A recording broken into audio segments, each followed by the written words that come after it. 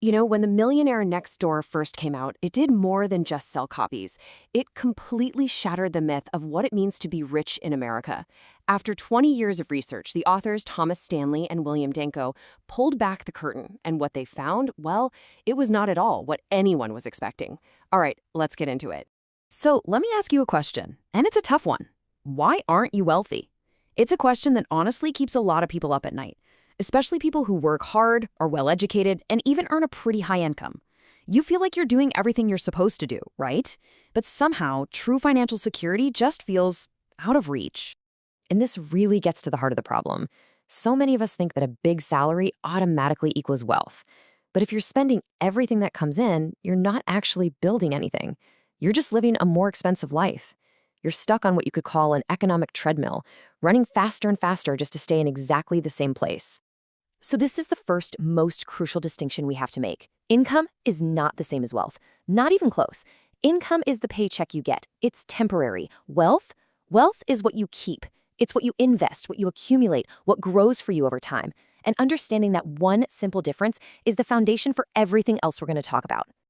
You know, this was the author's first big shock. When they started their research, they went to all these fancy, upscale neighborhoods, thinking that's where they'd find the millionaires. But what they found was that all the typical signs of a rich lifestyle, the giant house, the luxury car, it was often just a facade, hiding very, very little actual net worth. In fact, the original name for their research project was just perfect. They called it Big Hat, No Cattle. And doesn't that just say it all? It's this whole idea of looking the part, looking wealthy, but having absolutely nothing to back it up. It's all for show. So this led them to a huge realization. There are basically two types of people in the world. There are the people who look rich, and then there are the people who are rich. And our entire culture, all the media, it glorifies the first group. But the research proved, without a doubt, that the people who are genuinely wealthy are playing a completely different game. And what's super interesting is how they labeled these two groups. On one side, you've got the prodigious accumulators of wealth, or PAWs. These are the real deal. They are masters at efficiently building wealth, often on surprisingly modest incomes, because their number one priority is financial security. And on the other side, you have the under-accumulators of wealth, the UAWs. These are often the high-income folks, doctors, lawyers, who spend every dime they make chasing status, leaving them with a low net worth and always just one or two paychecks away from disaster. Now get ready for this, because this is probably the most hopeful, most empowering statistic in the entire book. Over 80% of America's millionaires are first generation. Think about that. They didn't inherit it, they didn't win the lottery, they built it from scratch in their own lifetime, which means it's possible. So if they built it, the big question is, how? How do they do it? Well, the research didn't just point out the problem, it gave us the solution. Stanley and Danko basically created a blueprint, boiling down their findings into 7 core habits, 7 common threads that almost all self-made millionaires share. And here they are. This is the roadmap. And as you can see, it's not about complicated stock tips or secret offshore accounts. It's about discipline, it's about lifestyle choices that when you do them consistently, they just lead to wealth. So let's zoom in on a few of the most important ones. Okay, number 1, the absolute bedrock of it all, is that they live well below their means. Frugality is the cornerstone. But let's be super clear. Frugal does not mean cheap. It's not about being a penny pincher.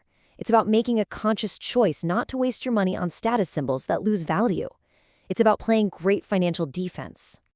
And this is the critical mindset shift. The underaccumulators, the UAWs, they are obsessed with their salary. How much do I make? The prodigious accumulators, the PAWs, they're obsessed with their net worth. How much do I own? They get that it's not about how much money passes through your hands. It's about how much of it you hold on to. And nothing shows this better than how they buy cars, the ultimate American status symbol. The data is just shocking. Real millionaires avoid new cars like the plague. They buy used, they almost never drive the current model year, they set a strict price limit, and here's the kicker. They almost always pay cash. Why? Because they see a car loan on a rapidly depreciating asset for what it is, financial suicide. And that flows right into the next huge point. They just opt out of the game. They actively avoid what the book calls the treadmill of competitive consumption. They choose to live in modest, middle-class neighborhoods, not because they have to, but because they know that living in a high-status area just puts pressure on you to spend, spend, spend to keep up. And the other habits all just reinforce this mindset of discipline. They are meticulous planners who actually spend time on their finances. They foster self-reliance for themselves and for their kids, no endless handouts. And they're smart about where they work, often as business owners, choosing careers that actually allow for wealth to be built. Okay, so we get the mindset, we see the habits, but how do you actually put this stuff into practice? How do you figure out where you even stand right now? Well, the book gives us some really simple, powerful tools to make all of this actionable today. So here it is, the famous wealth formula from the book. It's a fantastic little gut check. Just take your age, multiply it by your total pre-tax annual household income, and then divide that whole thing by 10. That number, that's roughly what your net worth should be, based on your age and your income. So go ahead, run the numbers right now. Are you at or above that number? If you are, congratulations, you are on track to be a prodigious accumulator of wealth. And if you're below it, well, that makes you an under-accumulator. Look, the formula is not perfect, but its power is that it's simple. It forces you to look in the mirror and face your financial reality. So what do you do if you find out you're behind? The book reveals a strategy that even millionaires who don't like budgeting use. It's called Pay Yourself First. The idea is you create an artificial environment of scarcity.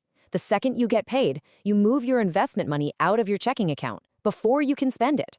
Then you just learn to live on whatever is left over. So what's the magic number? The goal, the bare minimum you should be shooting for, is to invest 15% of your pre-tax income every single year. If you can automate that 15% transfer so it happens without you even thinking about it, you are building the single most powerful wealth building habit there is. But look, let's be really clear about something. The goal of all this discipline, all this saving and frugality, it's not just about piling up a bunch of money for no reason. If you think that, you're missing the entire point. The real goal is something so much more valuable. And that, right there, is the ultimate takeaway. True wealth isn't about showing off. It's about freedom. It's about security. It's the ability to walk away from a toxic job, to sleep at night without worrying about bills, to retire when you want to take care of the people you love. It's about having options. It's about having control over your own life. So the question I'll leave you with isn't just about how to become a millionaire.